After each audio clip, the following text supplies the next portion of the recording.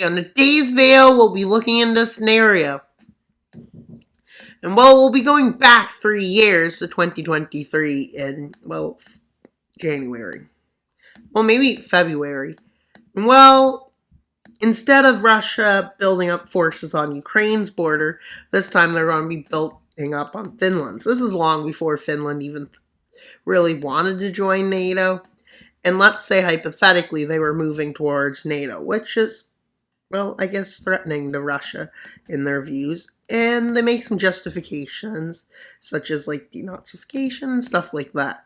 Basically the same justification they use for Ukraine's war.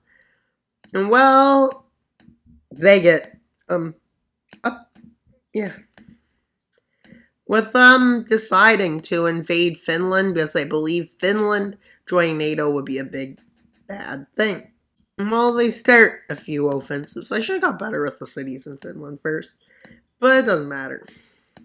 In the beginning, they make an advance. They make 2 advances, one massive one, with the goal of reaching Helsinki. But does it go as well as they think?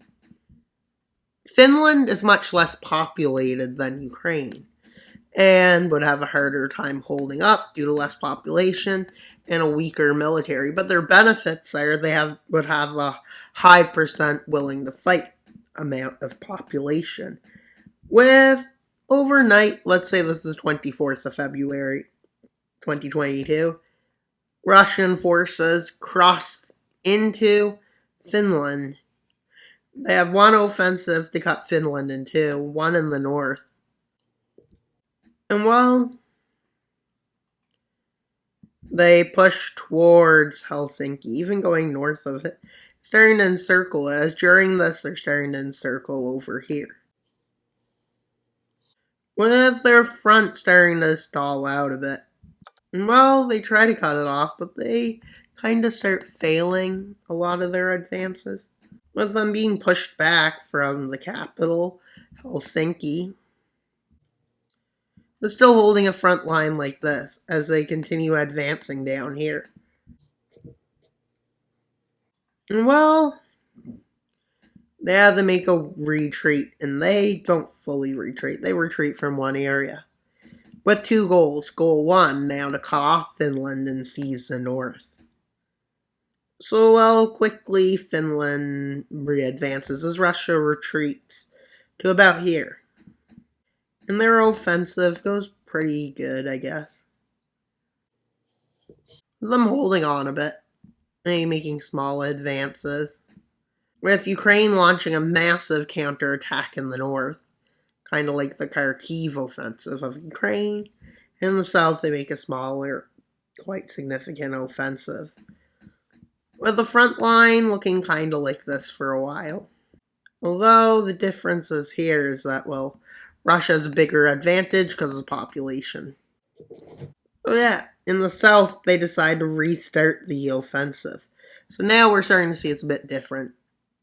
And Finland is completely militarized and embarrassing the Russians at every turn. It's still not on the winning side, as they go through a period of them not being able to get aid for a month or so. Eventually, this leads them to lose some lands, with Russia struggling to advance still, with Finland launching a counterattack in the north. And as Russia isn't having much great with this war right now, they get invaded into Russia.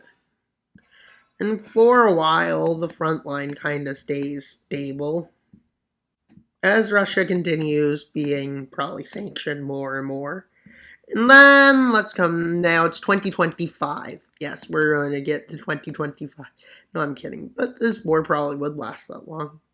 Let's say Finland keeps resisting, and Russia struggling like they were in our timeline. This is possible, like they were in Ukraine. Now, with managing to get kicked out of there pretty quick, so we're still in 2023, 2024 probably. And Russia makes more advances, with them finally succeeding in their attack to cut Finland in two.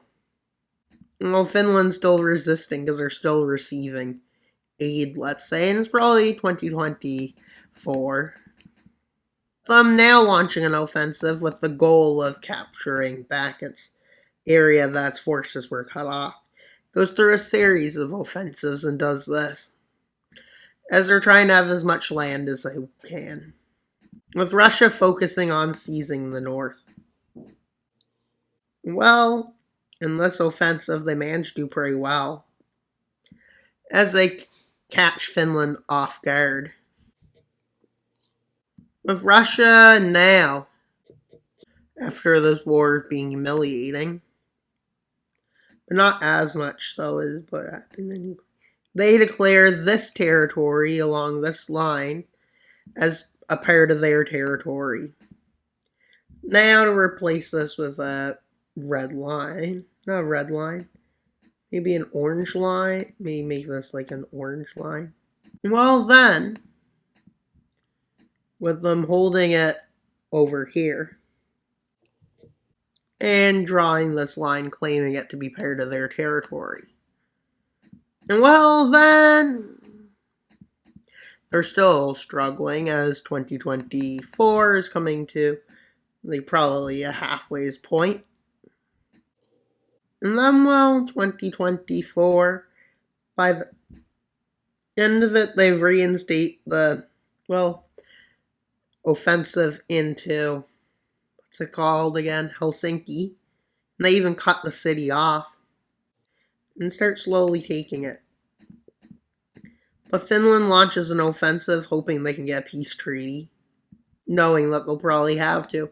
Well, the same results happen in the 2024 US election, with Trump getting elected, like in our timeline, and then he decides to cut off aid. Well, that's probably the end of this nation. Completely. And well, Russia's offensive gets stronger. With Finland attempting a last chance counter-offensive, but considering Russia would have a complete advantage over here. Because there, well, Ukraine's pretty big and pretty strong. Finland isn't nearly as strong, and it's, well, much smaller of a nation, I believe, by size, by population, and by probably military size. So, like, yeah, it's kind of hard to hold back. With Finland losing its goal of staying liberty. And well, they end up like this. The final months happening, and by the end of probably 2025, 2026, Russia starts its last offensive. And well, now people realize they should have probably not let this happen to Finland, but it's too late now. That's what I would say would happen after this war. I would say Russia would annex these lands and then set up a puppet state, which is what they'll do. And while this puppet state is not very great, they've annexed parts of Finland, with Ukraine ending up joining NATO. So Ukraine joins NATO in this timeline. The realism of this timeline is probably not very realistic. But as you can see, we now have a strong nation with Russia warning Ukraine about joining it and Sweden. But they both end up joining it. And then Georgia decides to join it, who they also warn about it. And Belarus is just... And Russia's completely isolated. Except one country who, like in our timeline, decides to do what they did in this timeline. Although, unfortunately, the result won't be the same. Though, fortunately, the result won't be the same. But likely...